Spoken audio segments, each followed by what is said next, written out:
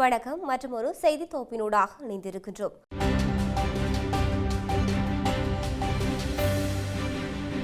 கனேமுல்ல சஞ்சீவ் கொலை செய்யப்பட்ட வழக்கில் முக்கிய சந்தேக நபரான இசாரா செவ்வந்தி இலங்கைக்கு அழைத்து வரப்பட உள்ளதாக காவல்துறை ஊடக பேச்சாளர் உதவி காவல்துறை கண்காணிப்பாளர் FUK வுட்ல தெரிவித்துள்ளார்.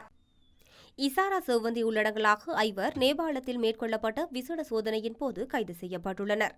அவர்களுள் நேபாளத்தில் வைத்து இசாரா செவ்வந்திக்கு அடைக்கலம் கொடுத்ததாக கூறப்படும் ஒரு தமிழ்நாட்டவர் உட்பட 4 பேர் கைது செய்யப்பட்டுள்ளனர். இந்நிலையில் நாட்டை விட்டு தப்பி சென்ற சுமார் 40 திட்டமிட்ட குற்றவாளிகளுக்கு இன்டர்போல் மூலம் சிவப்பு அறிவிப்புகள் பிறப்பிக்கப்பட்டுள்ளதாக உதவி காவல்துறை கண்காணிப்பாளர் தெரிவித்துள்ளார். இவ்வாறு சிவப்பு அறிவித்தல் பிறப்பிக்கப்பட்டவர்களுள் இசாரா செவ்வந்தியும் ஒருவர் என அவர் சுட்டிக்காட்டியுள்ளார்.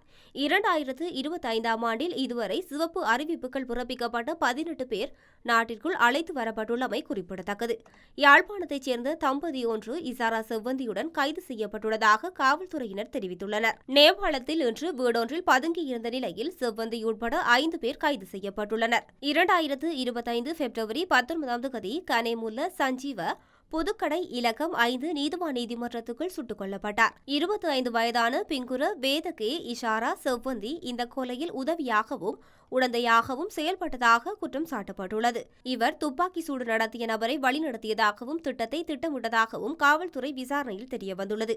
துப்பாக்கி சூடு நடந்த நாளிலிருந்து இவர் தலைமறைவாகி இருந்த நிலையில் குற்றப்புலனாய்வு திணைக்களம், மேல் மாகாண வடக்கு குற்றப்பிரிவு மற்றும் நேபாள பாதுகாப்பு படையினரால் இஷாரா செவ்வந்தி கைது செய்வதற்கு சிறப்பு நடவடிக்கை எடுக்கப்பட்டுள்ளது. கைது செய்யப்பட்ட குழுவில் கம்பஹா மற்றும் நுகைகொடையைச் சேர்ந்த இருவரும் யாழ்ப்பாணத்தைச் சேர்ந்த தம்பதியும் உள்ளடங்கலாக காவல்துறையினர் குறிப்பிட்டுள்ளனர். இசாரா செவ்வந்தியுடன் சிக்கி யாழ் தம்பதி தலைநகர் காத்மாண்டுவிலிருந்து சுமார் 20 கிலோமீட்டர் தொலைவில் உள்ள பகுதியில் இசாரா செவ்வந்தி மற்றும் குழுவினர் கைது செய்யப்பட்டுள்ளதாக தெரிவிக்கப்பட்டுள்ளது.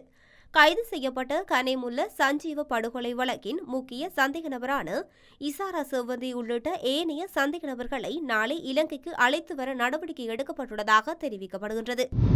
ஊழல் குற்றச்சாட்டின் கீழ் கைது செய்யப்பட்டு விளக்கமறியலில் வைக்கப்பட்டிருந்த முன்னாள் ராஜாங்க அமைச்சர் சசீந்திர ராஜபக்சவுக்கு பிணையில் செல்ல கொழும்பு நீதவான் நீதிமன்றம் உத்தரவிட்டுள்ளது. 2022ஆம் ஆண்டில் நாடளாவிய ரீதியில் முன்னெடுக்கப்பட்ட போராட்டங்களின் போது தீக்கிரையாக்கப்பட்ட செவனகல கிரிப்பன் வெவ பகுதியில் உள்ள அரசாங்க நிலையத்திற்கு மற்றொரு நபர் மூலம் சட்டவிரோதமாக 88,50,000 ரூபாவை இழப்பீடாக பெற்ற சம்பவம் தொடர்பில் முன்னாள் ராஜாங்க அமைச்சர் சசீந்திர ராஜபக்ச கைது செய்யப்பட்டார். நுகைகொடை பகுதியில் உள்ள அவரது வீட்டில் வைத்து லஞ்சம் மற்றும் ஊழல் விசாரணை ஆணைக்குழு அதிகாரிகள் சசீந்திர ராஜபக்சவை கடந்த அக்டோபர் மாதம் 6ஆம் தேதி காலை கைது செய்திருந்தனர். கைது செய்யப்பட்ட சசீந்திர ராஜபக்ச கொழும்பு நீதவான் நீதிமன்றத்தில் முன்னிலைப்படுத்தப்பட்ட பின்னர் தொடர்ந்து விளக்கமறியலில் வைக்கப்பட்டிருந்தார். விளக்கமறியலில் வைக்கப்பட்டிருந்த சந்தர்ப்பத்தில் முன்னாள் ராஜாங்க அமைச்சர் கொழும்பு மேல் நீதிமன்றத்தில் பிணை மனு தாக்கல் செய்திருந்த நிலையில் அது நிராகரிக்கப்பட்டது. இன்று அவரை பிணையில் செல்ல கொழும்பு நீதவான் நீதிமன்றம் உத்தரவிட்டுள்ளமை குறிப்பிடத்தக்கது. முன்னாள் கடற்படை தளபதி அட்மிரல் நிஷாந்த உலுகேதனவை பிணையில் செல்ல நீதிமன்றம் அனுமதி வழங்கியுள்ளது. விசாரணைக்கு எடுத்துக் கொள்ளப்பட்ட போது உண்மைகளை கருத்தில் கொண்டே குருநாகல் நீதவான் நீதிமன்றம் இந்த உத்தரவை பிறப்பித்துள்ளது. இந்த வழக்கு இன்று காலை விசாரணைக்கு எடுத்துக் கொள்ளப்பட்ட போது உண்மைகளை கருத்தில் கொண்ட குருநாகல் நீதவான் நீதிமன்றம் உத்தரவு பிறப்பித்துள்ளது.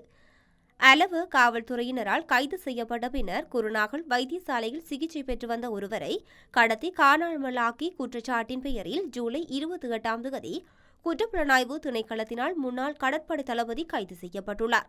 இந்த விவகாரம் தொடர்பில் முன்னாள் கடற்படை தளபதியை தவிர முன்னாள் புலனாய்வு தலைவர் ரியல் அட்மிரல் சரத் மொஹோட்டி உட்பட மேலும் 3 சமீபத்தில் கைது செய்யப்பட்டு விளக்கமறியலில் வைக்கப்பட்டிருந்தனர்.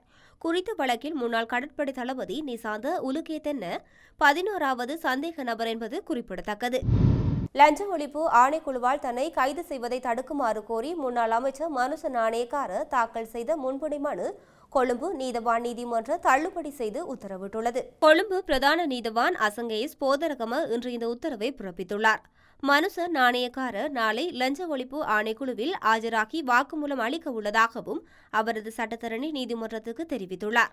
முன்னாள் அமைச்சர் மனுச நாணயக்கார நீதிமன்றத்தில் சமர்ப்பித்த முன்பிணை மனுவில் கடந்த அரசாங்கத்தின் காலத்தில் விவசாய வேலைகளுக்காக ஸ்ரேலுக்கு தொழிலாளர்களை அனுப்புவதில் நடந்த முறைகேடுகள் குறித்த லஞ்ச ஒழிப்பு ஆணைக்குழு விசாரணை நடத்தி வருவதாகவும் அந்த விசாரணையின் விளைவாக தான் கைது செய்யப்படும் அபாயம் இருப்பதாகவும் கூறியிருந்தார். அவர் லஞ்ச ஒழிப்பு ஆணைக்குழு தன்னை கைது செய்வதற்கு முன்பிணையில் விடுவிக்க கோரி இந்த முன்பிணை மனுவை நீதிமன்றத்தில் சமர்ப்பித்திருந்தமை குறிப்பிடத்தக்கது.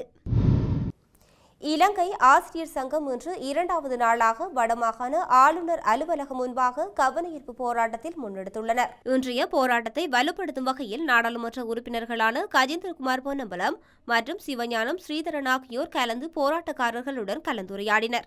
முன்னதாக ஆசிரியர் இடமாற்ற கொள்கையை சரியான முறையில் நடைமுறைப்படுத்துமாறும் தற்போதுள்ள ஆசிரியர் இடமாற்றத்தில் அரசியல் தலையீடு மற்றும் பழிவாங்கல் காணப்படுவதுடன் அரசாங்கத்தின் கீழ் சில அதிகாரிகள் அவர்களின் சுயலாபத்துக்காக செயற்படுவதை நிறுத்துமாறு கோரி தாம் போராட்டத்தில் இறங்கியுள்ளதாக போராட்டத்தில் ஈடுபட்ட ஆசிரியர்கள் தெரிவித்துள்ளனர். மாகாண சபை தேர்தல்களை நடத்தும் சரியான திகதி தொடர்பில் எதிர்வரும் 2 வாரங்களுக்குள் அரசாங்கத்திடமிருந்து தெளிவான பதிலை எதிர்பார்ப்பதாக பெப்ரல் அமைப்பு தெரிவித்துள்ளது. பெப்ரல் அமைப்பின் நிர்வாக பணிப்பாளர் ரோஹன ஹெட்டியாராச்சி தென்னிலங்கை ஊடகம் ஒன்றுக்கு கருத்து தெரிவிக்கும் போதே அதனை தெரிவித்துள்ளார். மாகாண சபை தேர்தல்களை நீண்ட காலத்துக்கு ஒத்திவைக்க கூடாது எனவும் அவர் சுட்டிக்காட்டியுள்ளார். இந்த விடயம் தொடர்பில் மேலும் கருத்து தெரிவித்த அவர், அரசாங்கம் பழைய முறையை பயன்படுத்தி தேர்தலை நடத்த முடியும், சிறிய திருத்தங்களை மட்டுமே செய்ய வேண்டும். அனைத்து கட்சிகளின் ஒப்புதலுடன் மாகாண சபை தேர்தலை நடத்துவது தொடர்பில் தனது அமைப்பு கலந்துரையாடியதாகவும், குறுகிய காலத்தில் தேர்தல்கள் நடத்தப்பட வேண்டுமானால் பழைய முறையிலேயே செல்ல ஒப்புக்கொண்டதால் அது தொடர்பில் அரசாங்கத்துக்கு அறிவிக்கப்பட்டது. புதிய தேர்தல் முறையின் கீழ் மாகாண சபை தேர்தல்கள் நடத்தப்பட்டால் 4 மாதங்களுக்குள் எல்லை நிர்ணய செயல்முறைமையை முடிக்க சிறிய திருத்தங்கள் முன்மொழியப்பட வேண்டும். அந்த 4 மாதங்களுக்குள் அது செயற்படுத்தப்படாவிட்டால் பழைய தேர்தல் முறையின் கீழ் மாகாண சபை தேர்தலை நடத்துவதற்கான அதிகாரங்களை வழங்கும் ஒரு பிரிவு திருத்தத்தில் சேர்க்கப்பட வேண்டும். திகதி குறிப்பிடப்படாமல் தேர்தலை ஒத்திவைப்பது நல்லது. எதிர்வரும் ஆண்டு முதல் 6 மாதங்களுக்குள் தேர்தலை நடத்த வேண்டியதன் அவசியத்தை அரசாங்கம் புரிந்து கொள்ளும் என நாங்கள் நம்புகிறோம் என ரோஹன ஹெட்டியாராச்சி தெரிவித்துள்ளார். பஸ் லலித் என்று அழைக்கப்படும் பிரபல பாதாள உலக உறுப்பினர் லலித் கண்ணங்கர துபாயில் வைத்து கைது செய்யப்பட்டுள்ளார். குறித்த சந்தேக நபர் இலங்கையில் துப்பாக்கி சூடு, போதைப்பொருள் கடத்தல், கப்பம் வாங்குதல் உள்ளிட்ட பல குற்றச்சாட்டுகளை மேற்கொண்டுள்ளதாக கூறப்படுகிறது. 34 வயதான சந்தேக நபர் 5 கொலைகளுக்கான காவல்துறையினரால் தேடப்பட்டு வந்தவர். சந்தேக நபரால் 2022ஆம் ஆண்டு கழுதை முகமூடியை பயன்படுத்தி ஹங்வெல்ல பிரதேசத்தில் முஸ்லிம் வர்த்தகர் ஒருவர் படுகொலை செய்யப்பட்டமை சமூகத்தில் தீவிரமான விவாதத்துக்கு உள்ளானது. அதற்கான காரணம் குறித்த வர்த்தக கப்பம் கோரி வழங்கப்படாமையே என்பது தெரியவந்துள்ளது. கடந்த ஆண்டு செப்டம்பர் 30ஆம் தேதி ஹங்வெல்ல நெலுவத்துடுவ பிரதேசத்தில் வசித்து வந்த வர்த்தகர் ஒருவர் கொல்லப்பட்டமையும் பெரிதும் பேசப்பட்டது. லலித் கண்ணங்கரவுக்கு முதலில் பஸ் வேலை வாய்ப்பை வழங்கிய குறித்த நபரிடமே கப்பம் கோரி அதனை வழங்காத காரணத்தினால் கொல்லப்பட்டுள்ளார். சந்தேக நபர் பல வர்த்தகர்களிடம் கப்பம் கோரி மிரட்டியதுடன் அவர்களை மிரட்டும் குரல் பதிவுகளும் ஊடகங்களில் வெளியாகியிருந்தன. இதேவேளை இந்த சந்தேக நபர் கடந்த சில மாதங்களுக்கு முன்னதாக மாறு வேடத்தில் இலங்கைக்கு வந்து சென்றுள்ளதாகவும் தெரியவந்துள்ளது.